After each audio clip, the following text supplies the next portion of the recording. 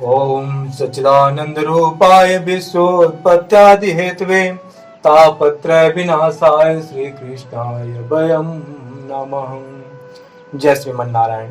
मित्रों, भक्ति सुधा एवं साधना चैनल में आपका स्वागत है।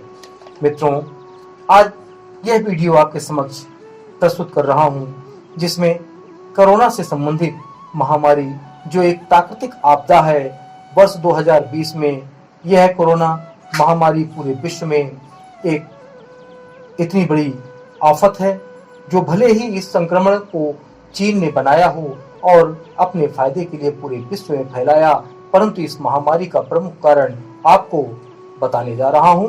कृपया इस वीडियो को पूरा देखने के बाद आप प्रत्येक माह की संक्रांति के शुभ और अशुभ फल आप स्वयं देख सकते हैं। मित्रों, आप जानते होंगे कि सूर्य प्रत्येक माह के 12 से 17 तारीख के मध्य एक राशि से दूसरे राशि में प्रवेश करते हैं। इसी क्रम में प्रत्येक वर्ष जनवरी 14 या 15 को सूर्य धनु राशि से मकर राशि में प्रवेश करते हैं, जिसे हम मकर संक्रांति के रूप में जानते हैं। और इस त्योहार को बहुत धूमधाम से मनाते भी हैं। मकर संक्रांति में पूजा पाठ आदि बहुत ज्यादा सुख फल प्रदान करता है। मकर संक्रांति में कुछ नदियों में स्नान कर भगवान भास्कर को अर्घ्य देते हैं।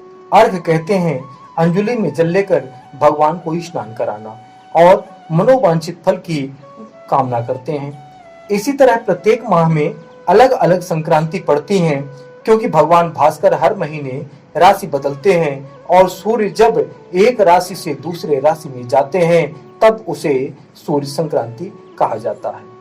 सूर्य की संक्रांति रविवार से शनिवार के मध्य किसी न किसी दिन पड़ती है, और जिस दिन संक्रांति होती है उन सभी के अलग अलग नाम हैं, जैसे घोरा, द्वाक्षी, महोदरी, मंदा, मंदाकिनी, युवा अर्थात मिश्र और राक्षसी। इस तरह की ये 7 संक्रांतियां, 7 ये नाम हैं। जैसे यदि सूर्य की संक्रांति रविवार को पड़ती है तो उसे घोरा संक्रांति कहा जाता है। सोमवार को पड़ने वाली सूर्य संक्रांति को द्वाक्षी कहते हैं।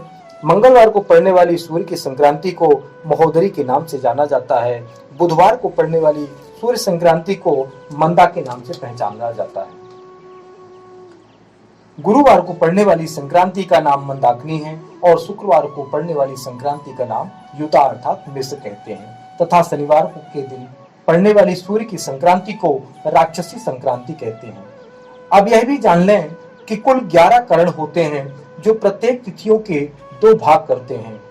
उन्हीं दोनों भाग को करण कहा जाता है। इन करण का नाम है बब, बालव, कौलव, तैतिल, गरज, वाणिज्य और बिष्टि। ये 7 करण शुभ माने जाते हैं, तथा शकुनी, चतुष्पाद, नाग तथा किंस्तुंग ये 4 करण अशुभ माने जाते हैं।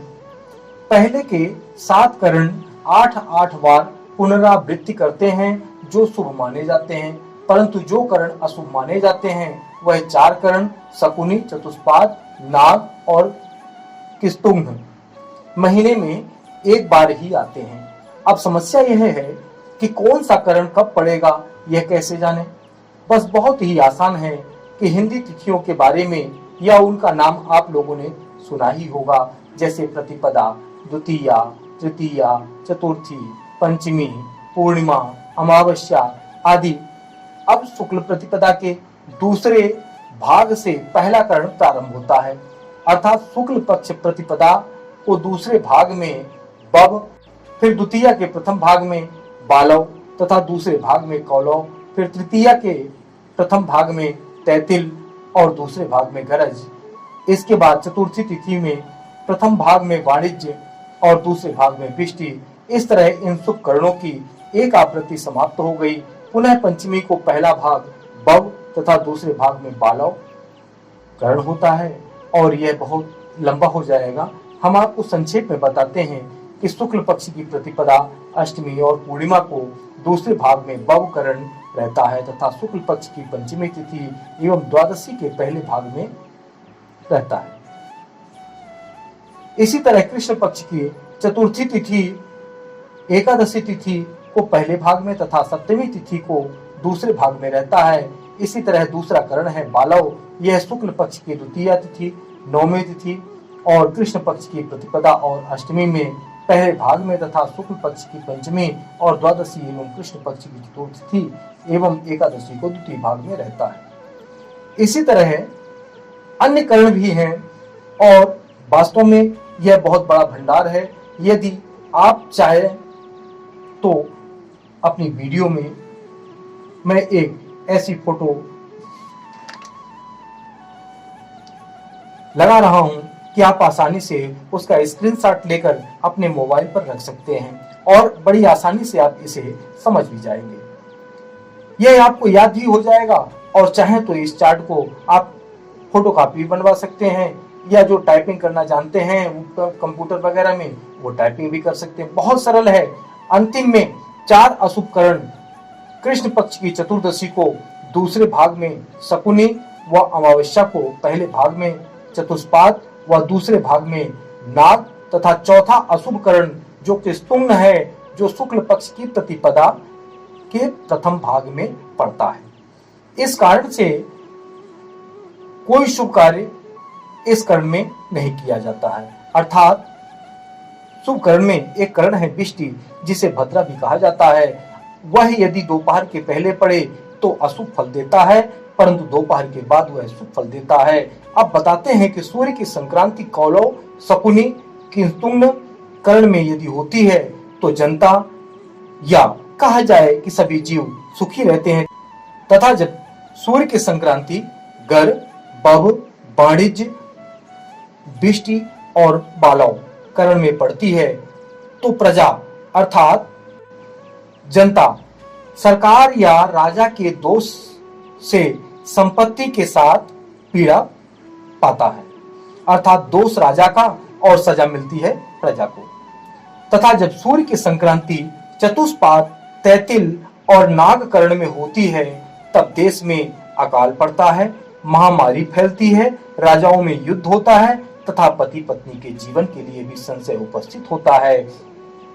मित्रों, इस वर्ष 15 जनवरी 2020 को तैतिल करण में मकर संक्रांति पड़ी और मार्च में कोरोना की महामारी फैली, जिससे लाखों लोग अपनी जान गंवा चुके हैं और कितने अपनी जान गंवाएंगे यह तो ईश्वर ही जाने। मित्रों, यह प्रमाण है अग्नि पुराण के अध्याय 121 के श्लोक 66 से 70 में, जिसका पूर्ण विवरण भगवान अग्निदेव के द्वारा ब्रह्मर्षि वशिष्ठ जी से कहा गया था। यदि एक बार में आपको यह वीडियो समझ में ना आए तो आप इसे डाउनलोड भी कर सकते हैं और इसे बार बार भी 2-4 बार भी सुन सकते हैं। 2-4 बार सुनने के पश्चात आपको इसके संबंध में अच्छी जानकारी हो जाएगी और आप जब भी कभी संक्रांति, हर महीने संक्रांति पड़ती है, जब आप देखना चाहें आप संक्रांति देख सकते हैं कि किस महीने में किस करण में संक्रांति पड़ी और इस महीने के 6 महीने तक कौन सा आफत आएगी, या सुख मिलेगा या दुख मिलेगा। उस हिसाब से आप अपने ईश्वर इष्ट से प्रार्थना कर अपनी बचाव तो कर ही सकते हैं। जय श्रीमन नारायण।